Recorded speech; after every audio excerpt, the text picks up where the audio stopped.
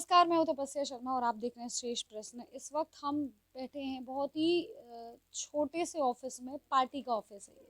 छोटा ऑफिस इसलिए कि उसकी रीज़न आप जानेंगे तो शायद आपको भी कुछ चुनाव में थोड़ा सा अलग लगेगा। और बहुत ही आप एक बार, मैं चाहूँगी एक बार दिखाएं कि हम किस जगह बैठे हुए हैं। पूरा एरिया इस साइड भी।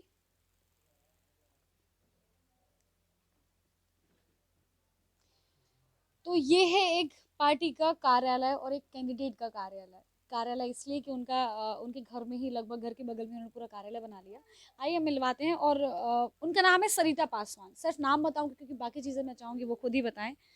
मैम, आपसे अभी मेरी बात हो रही थी, आपने एक शब्द बोला कि आर्थिक व्यवस्था के चलते अभाव जो हो रहा है, कि पैसे का जो मैटर होता है इलेक्शन में, कितना ज़्यादा मैटर करता है इलेक्शन लड़ने के लिए।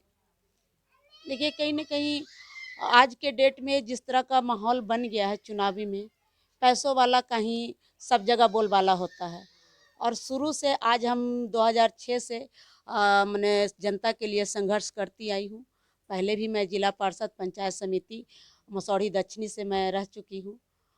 और उस समय मैं चेयरमैन का भी, जिला परिषद जब थी, चेयरमैन का भी चुनाव मैं लड़ी थी, लेकिन पैसे के अभाव में मैं पिछड़ गई थी। प्रमुख के लिए भी मैं चुनाव लड़ी, पैसे के अभाव में मैं पिछड़ गई। और जब विधानसभा की तैयारी करने लगी तो उस समय भी मैं पैसे के अभाव में पिछड़ गई।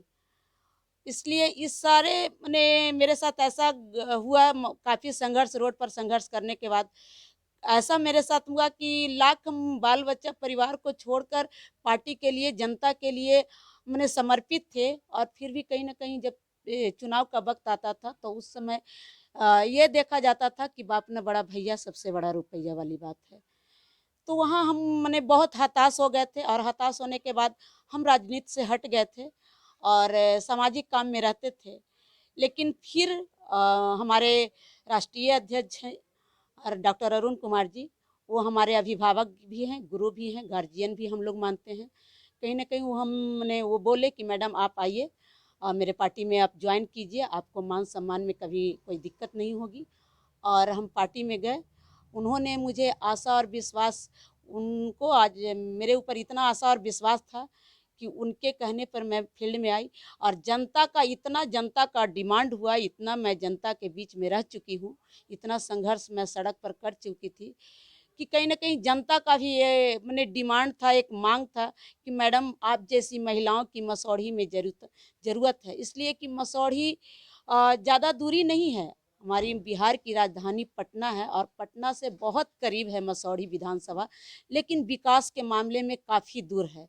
ना एक यहाँ एक महिलाओं के लिए कोई अच्छा स्कूल है, छात्राओं के लिए ना कोई एक अच्छा स्कूल है, कन्या विद्यालय है, न महिलाओं के लिए, लड़कियों के लिए कोई एक अच्छा सा कॉलेज है, न यहाँ है जो लड़कों के लिए कोई अच्छा मने पढ़ने का इंस्टीट्यूट है, न यहाँ मने किसानों के लिए कोई कोल्ड स्टोर है, न मने क्या कहा जाए, कलाकारों को लिए कोई कला मंच है, खिलाड़ियों के लिए न कोई स्टेडियम है, न इलाज के लिए कोई स्वास्थ्य, यहाँ मने वैसा स्वास्थ्य के लिए कोई हॉस्पिटल है।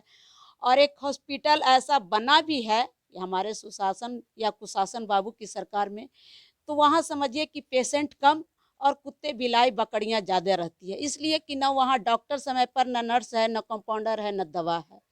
सिर्फ भवन को दिखावटी के लिए, पेपर के लिए दिखा दिया जाता है। तो इस तरह से शिक्षा का भी इतना अभाव है कि जरा सा भी अगर मने यहाँ के लोग बीमार पड़ते हैं तो दौड़े दौड़े पटना ले जाया जाता है। तो हर मने क्षेत्र में इतना ये मसौढ़ी पिछड़ा हुआ है, इतना मसौढ़ी पिछड़ा हुआ है कि मुझे कहीं न कहीं लगा कि मैं भी जनता की आवाज़ बनूँ, मैं जनता के लिए संघर्ष करूँ, मसौढ़ी की लोगों के लिए मैं संघर्ष करी करने के लिए मुझे पहले से भी इच्छा जागी और आज भी लगा। इसके बाद मैं लोगों का डिमांड पर फील्ड में आई हूँ, भारतीय सब लोग पार्टी की तरफ से तीसरे मोर्चा के रूप में। और आज मैं जब गांव-गांव में जा रही हूँ, तो लोगों में एक बदलाव की लहर है, परिवर्तन की लहर है कि नहीं, आज तक हम लोग जितने भी वोट देते आए हैं, मजबूरियाँ कहीं न कहीं मजबूरियाँ थी। लेकिन इस बार पहली ऐसी बात महिला उम्मीदवार आई हैं, जो मजबूरियाँ नहीं विकल्प के रूप में आई हैं और सरिता पासवान हमारा विकल्प हैं। हम लोग उनके साथ हैं। इस तरह का अपने आप में लोग एक आवाज़ दे रहे हैं और हर जगह से डिमांड हो रहा है कि मैडम हम आपसे मिलना चाहते हैं, मैडम हम आपसे साथ जुड़ना चाहते हैं, हम आपके साथ चलना चाहते हैं।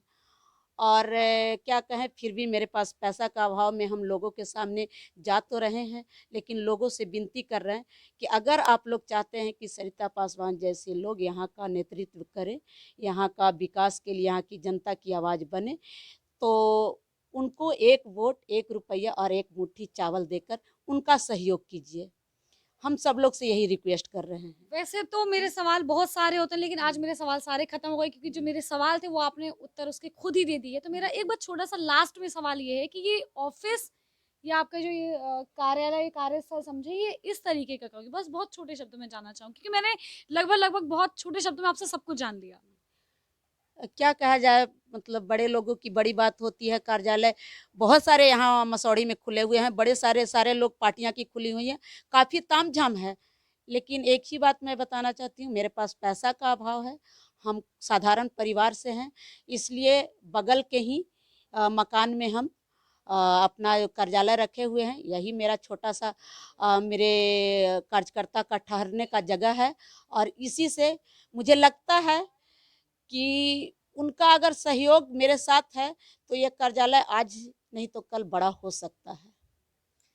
जी, बहुत-बहुत धन्यवाद उनसे बात करने के लिए और यहाँ पे मैं अपने 2 शब्द जोड़ना चाहूँगी। पहले तो ये कि मुझे नहीं पता आप विधायिका बनेंगे कि नहीं बनेंगे, लेकिन मुझे ये ज़रूर पता है कि इन जैसी औरतों की ज़रूरत अभी बहुत है।